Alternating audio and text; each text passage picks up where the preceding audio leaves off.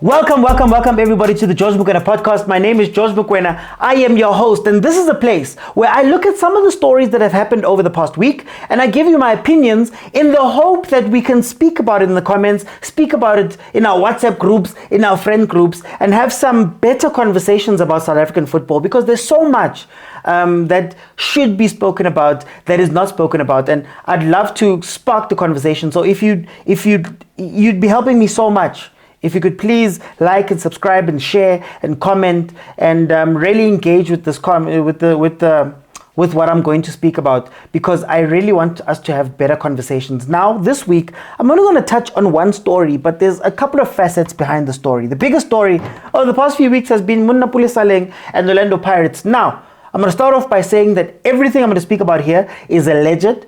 We don't know enough, and it's something I'm going to touch on. We don't know enough about what's happening with the situation to have very strict things. So for me, I'm not going to focus too much on the story, but there's a lot of questions I have around everything else around it. Now, just to give you a brief insight, Saleng and Pirates are apparently at a crossroads. Apparently, there's been a couple of things that Saleng has been demanding from Pirates, or that they're not getting along with. Number one, they say that there's promises that have been made that weren't kept by the team. There's a talk about his salary, how much he's been earning, that he's earning allegedly as much as a DDC player. They've spoken about transfers that have happened, that should have happened, that were blocked by the club. They've spoken about contracts and how the contracts were extended and the compensation didn't match that.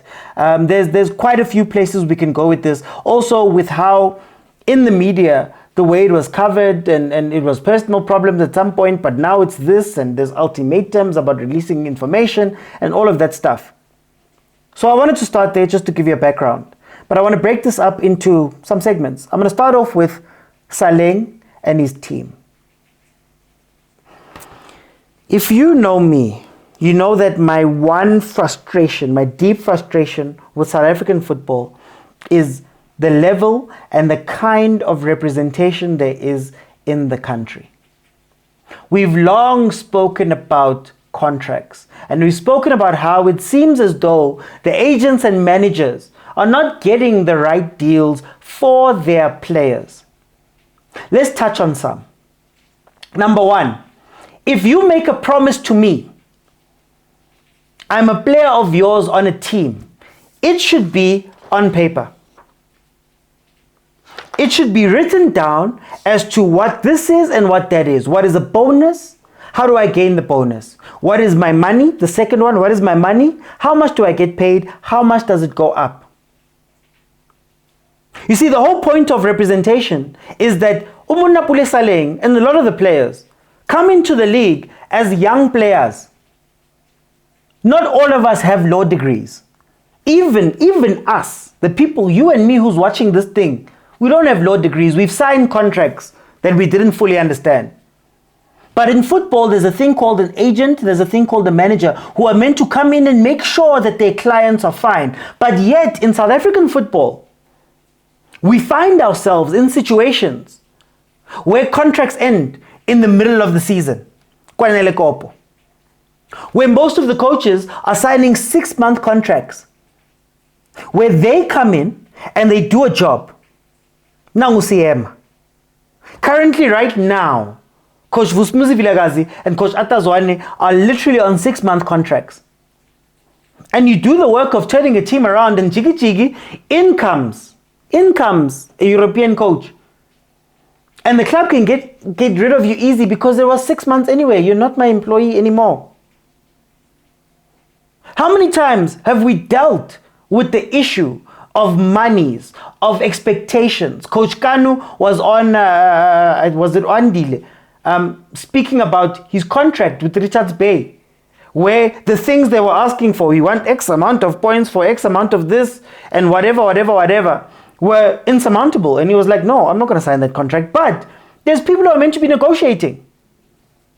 The one thing I always do is draw parallels. You know, overseas in the NFL, for example, I'll give you the NFL. These things are not only well done, they are known. This morning, the Cowboys came into the 30 million over 3 years offer. And then the players, people came back and said, no, actually, we want 40 million and 80% of that must be guaranteed. Plus, I want this, I want that. Then when it comes to performance bonuses, I need to play X amount of games. If I attend the preseason workouts, then there's a certain amount of money I get. If I'm in I know more about the NFL, about all of those things than I do about here. All I know about here is that people get screwed over all the time, and it's not a new thing. How many players and stories do we hear about that, they came into the room and then Baba sign sama contract, but sign here, sign here, sign here, sign here. But petrol card, but credit card, but bank account, but here's the keys to your place. Chigi 3 years later, those players are complaining because they haven't been paid. There was a story that Junior Khanye spoke about where he said that he didn't know about negotiating. They put their arm around him, and they came in and they spoke to him and said, hey, listen boy, it's a development. He only finds out later that, there are people in the team who are earning 10 times more than me. Allegedly. How many times have you seen arbitration? That's my favorite one. Think about it. All of the foreign players win their cases. Abonekovic win their cases. So if it's that prevalent to the point that you can go to FIFA and FIFA can be like, yeah, no, that was wrong. How many contracts look a certain way? And Shem, the international players are lucky because they get to go overseas. They get to go straight to FIFA. They don't have to deal with the local processes. But think about how many contracts. And you can't hold it against the team. They're doing the best for the team. And a lot of the time, it's a smile. It's reassurance. It's the opportunity. We know this. I'm sure there's been a bunch of people here that have signed the wrong contract. I've done it before. It's the smile. It's the trust. Oh man, look at how they treated me. Oh, look at how nice it is. Look at how friendly they are. Jiggy. You're a year in and you are unhappy. Marusainil. Same thing happens. I'm not trying to make it seem like it's better. We are better. But the difference is they have representatives that actually work for the client. Think about the Nurkovic situation. There was that phone call that happened on, I think it was Andy Lengube's show, where they literally said, the team lawyer was saying something, the agent was like, okay, dog, if you believe that, let's take it to court. Minang nandap. And the biggest problem with South African football, if I can be honest with you, and it's going to be a through line of this whole conversation, is relationships. I don't think an explicit conversation has to happen if I'm negotiating with a club and I want to bring more players to the club. I don't think it's an explicit conversation that happens where I sit back and I go, or they tell me, good, if you don't get this right, I won't bring anybody. It seems like it's relationships. It seems like the representatives aren't willing to give up their relationship. Now, to be fair, we don't know enough about this situation. Pirates could have given Monapule Saleng a perfect contract. And maybe he didn't read it, or his understanding of the contract then and his team's understanding of the contract then and now is different. One of the things they spoke about was a team option. And since no one else is teaching us these things, this is a team option basically means that at the end of your contract, the team has an option to extend without having to renegotiate with you. What it does is that it allows the team to relax a little, look at your performance, and then should your performance be fine, they can then jump in and then add 2 years. It's nothing new. In fact, sometimes it's a negotiation tactic between teams.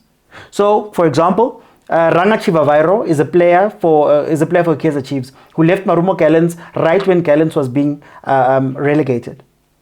So what Gallants did was they triggered their team option to add years on, and then when they sold him to Chiefs, they could sell him for more money, because a player with 6 months left on their contract has all of the leverage.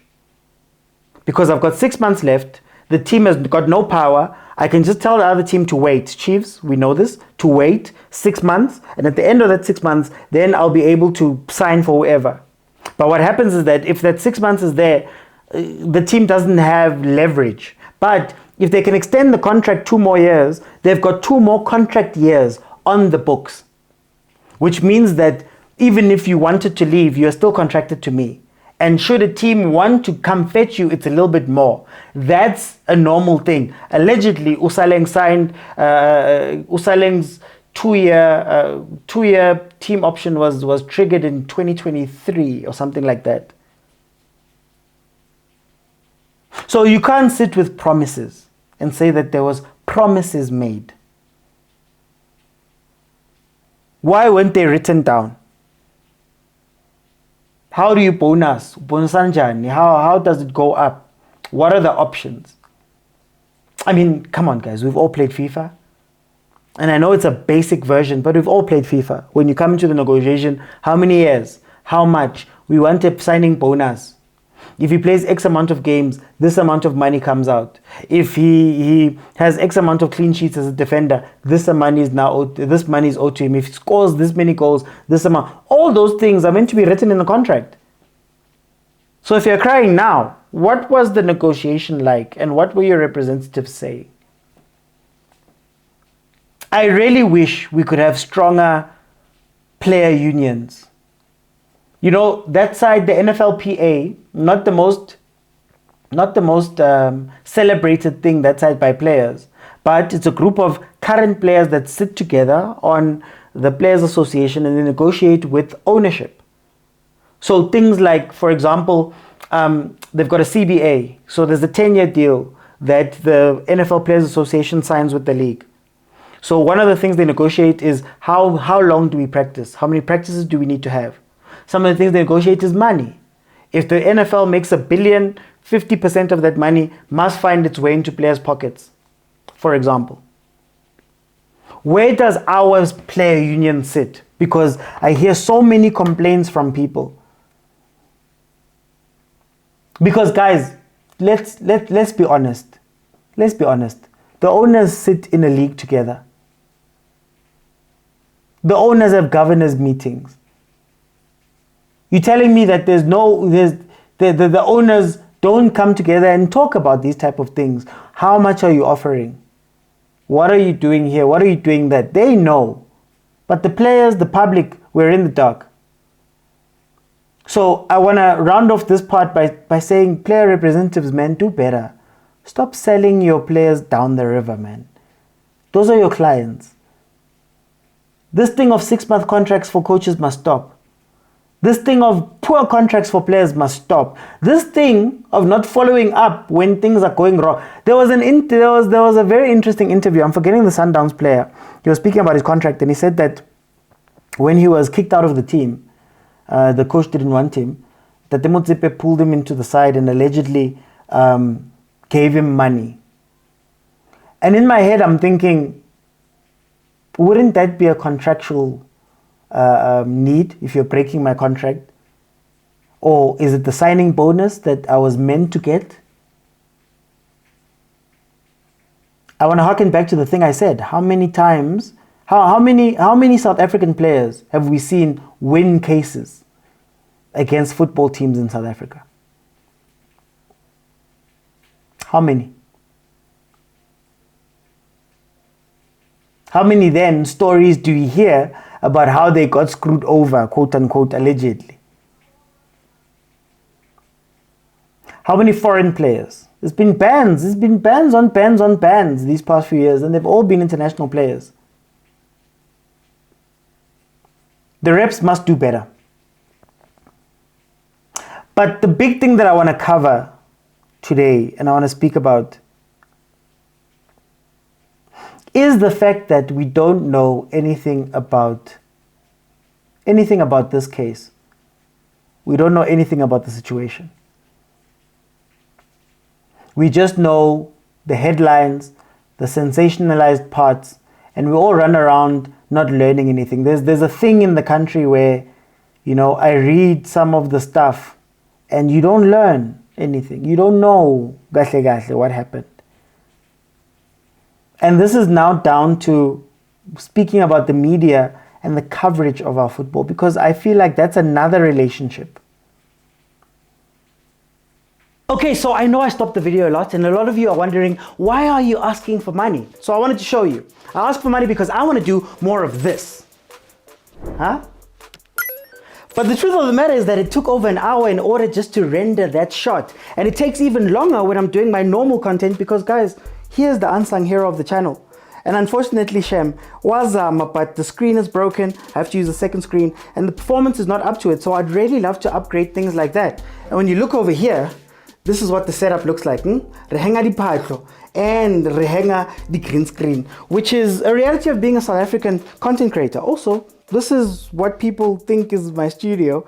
It's actually my house. So if you still don't know that I'm doing all of this from my home, then I don't know. But that is essentially what I want to do. More of these cool things. But I need you guys to please help me out by donating 50 Rand or more into this account. You know, we're fighting for multi-choice. And for multi-choice, but there is subscription models all over the place. And I'd love to give the biggest quality while also being able to pay my rent and do things like that. That is where your money is going. And I promise to give you only the best content that I can if you do throw something in. So I just wanted to show you guys what I want to do with your money. I want to take this South African football and fulfill my dream of taking it into the future. But thank you guys so much. Remember, this is the bank account that you deposit into. Get back into the video. We don't get proper information. It's rumors. It's he said, she said.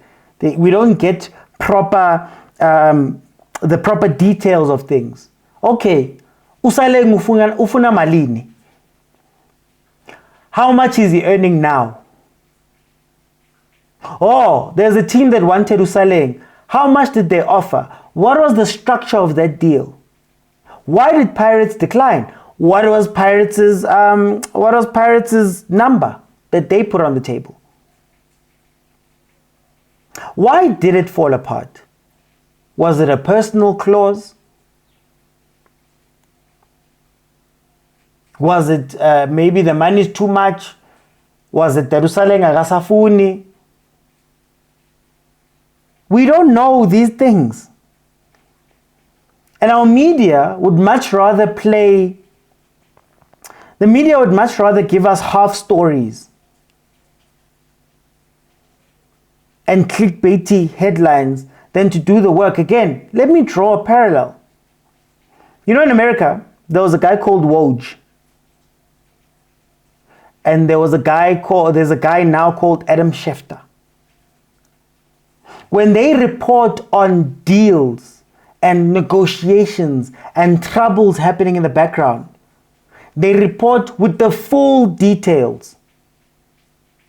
They met on Monday. On Monday, the coach said this and this and this. Oh no, but the team wasn't willing to pay him. So there's a window of time where they still have the right of refusal. They can make the first offer. And the offer that they put on the table was 10 million. Oh, the head coach was fighting a player, or a player was fighting the head coach. According to sources, this is what was said, verbatim quote. And I feel like it's because, again, it's a relationship. By the time things get to us, I'm sure they've been discussed and they've been gone through. And now you're allowed to say something. But we need our media to cover these things better. Why are you teasing me for 3 weeks instead of just telling me the story? And I know you want to sell stuff. But this story is going to end and we won't know anything about it. We won't know how they solved it.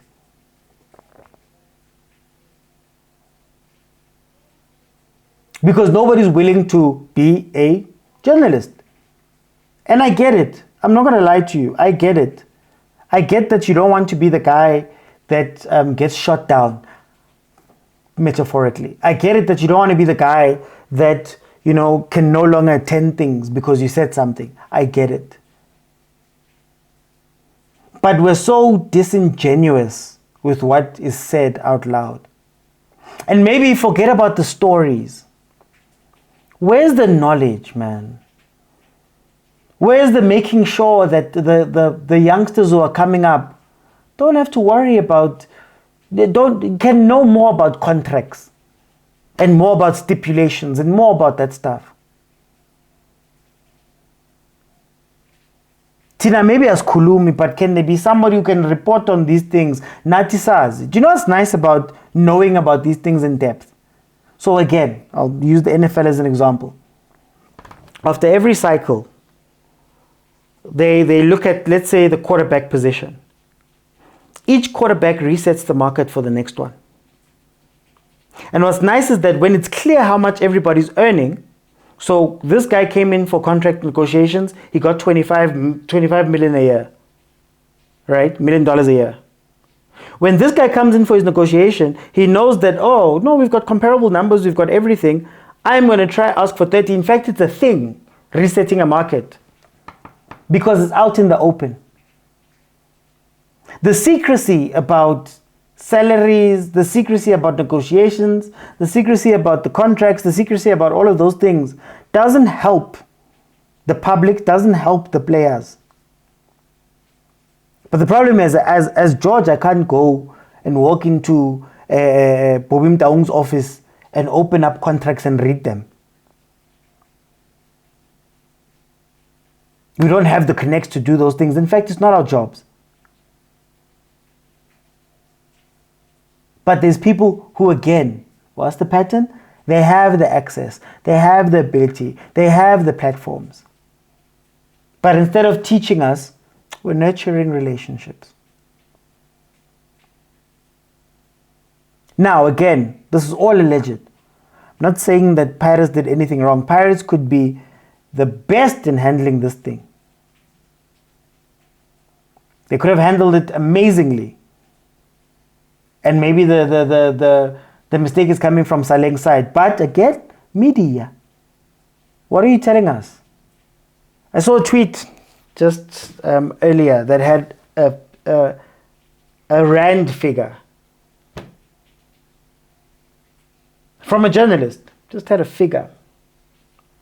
And it's like, okay, what now? I don't know. Or I get teased. Tomorrow we're going to tell you about this story. And when they tell you about this story, get halfly on.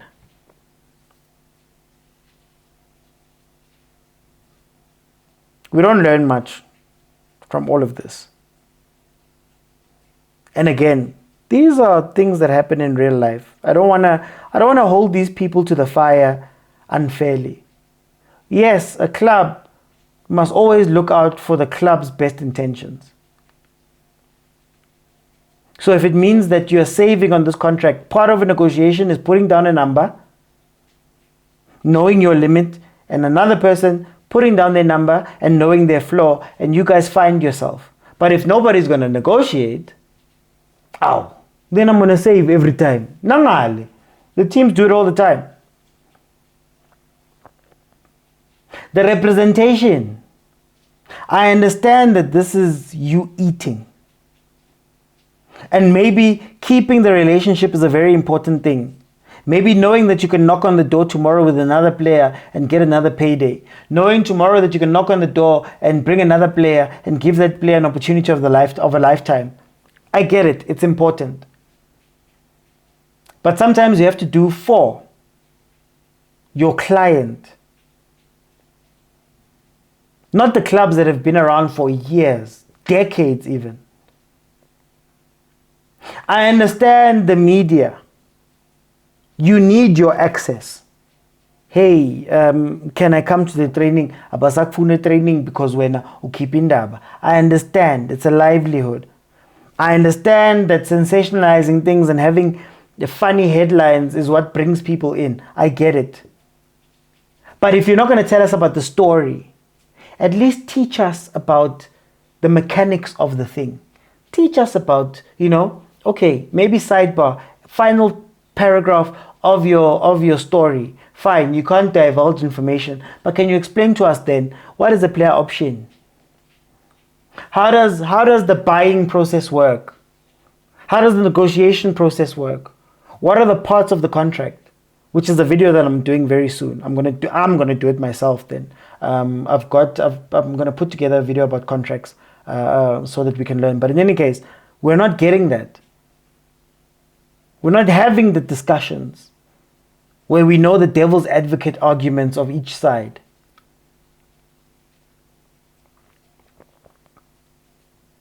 And lastly, to the players, it's the toughest thing to look at money and have to look at the fine print. Mind you, it's things that we go through, mistakes that we've made too. But can we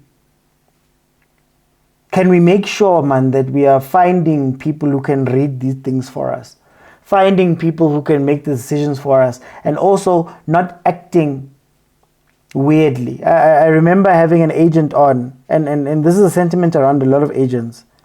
I remember having an agent on my show, and he said, sometimes you want the best for your client. But client wakho sekabone sayacabanga i-golf 7, sayacabanga i-golf 8. Cabanga ukuthi I'm playing for Chiefs. Look at this. Oh, they're smiling with me and shaking my hand. And now you try and advise them and they don't want to take the advice. I get that. That's a reality. That's why I want to use this place to really just round this off. Players, I don't know, find out, man. Go and speak to people. Hire the right people. Bring in the right minds. Make sure that you're protected. Because nobody's going to want to protect you out there. What Players Union? Stand with the players. Protect your players. You guys know the monies, the what. Can you please just make sure that our players are fine? Manga sign in blind. And the teams mustn't be able to just take them for a ride. In a perfect world, everybody would be working together for the good of the game. But we know what the real world is like. And it's no hate to any of the teams, no hate to any of the representatives. It's not hate to any of the journalists, any of the players. It's just, guys, wake up. Wake up. But that's what I wanted to speak about. What do you guys think there in the comments? Let me know. And I'll see you guys on the next one.